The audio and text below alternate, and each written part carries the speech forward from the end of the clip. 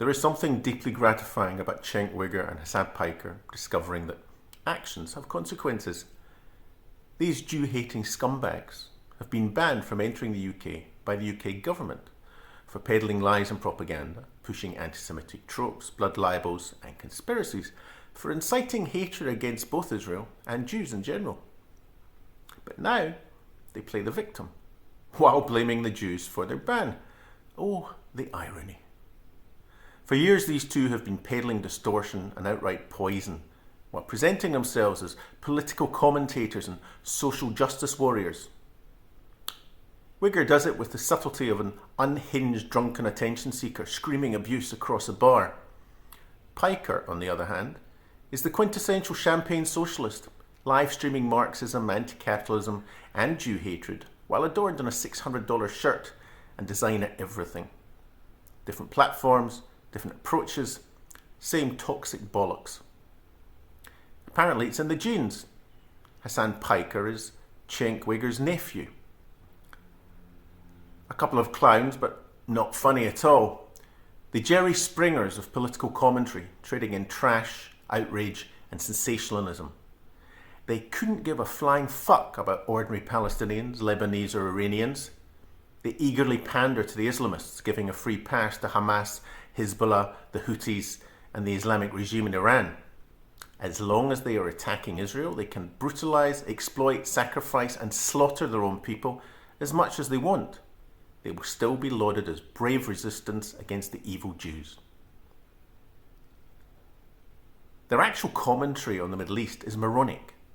They know little and understand even less, yet they spew their bile.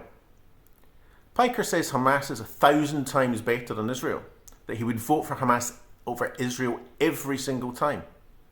Overall, his favourite flag is Hezbollah. He refers to Jews as inbred. He also says that the US deserved 9/11, which is an indication of his warped worldview. Then there's Uncle Cenk, with his crazed, unhinged anti-Israel and anti-Semitic rants on camera. Performative bollocks aimed at shutting down any and all debate. Conspiratorial garbage about Zionist influence and the hidden power of the Jews. Jews pull the strings, manipulate events. For Cenk, whatever the issue, all roads lead back to the Jews. They set themselves up as speaking truth to power. Their truth, however, is as predictable as it is disingenuous, dishonest and anti-Semitic. They claim they're not anti-Semitic, just anti-Zionist, and that they're being targeted for criticising Israel. Bollocks. Calling out the Israeli government on its policies and actions is perfectly legitimate. Israelis and Jews across the world, as well as others, do it all the time. However, framing the Jewish state and Jews in general as uniquely evil, demonising, dehumanising and delegitimising Israel and the vast majority of Jews who support it to one extent or another is not. It's Jew hatred, pure and simple, and these two are guilty as hell.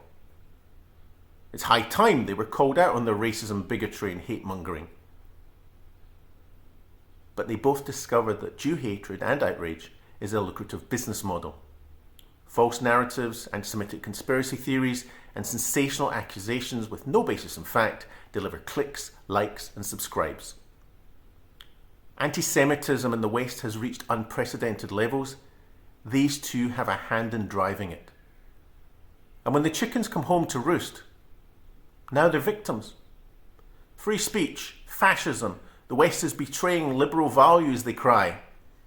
Well, as they say, every accusation is a confession. As they are banned from the UK for their anti-Semitic rhetoric, incitement and conspiracy theories, their response is to resort to the classic trope of Jewish power and control behind the scenes.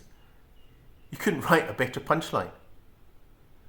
Self-awareness, perhaps, an issue for both. They should seek help. But no, they're enjoying themselves too much. The UK ban is delivering the one thing that matters. Even more attention. And they're out there making hay, crying foul, playing the victim, blaming the Jews, oblivious to the irony.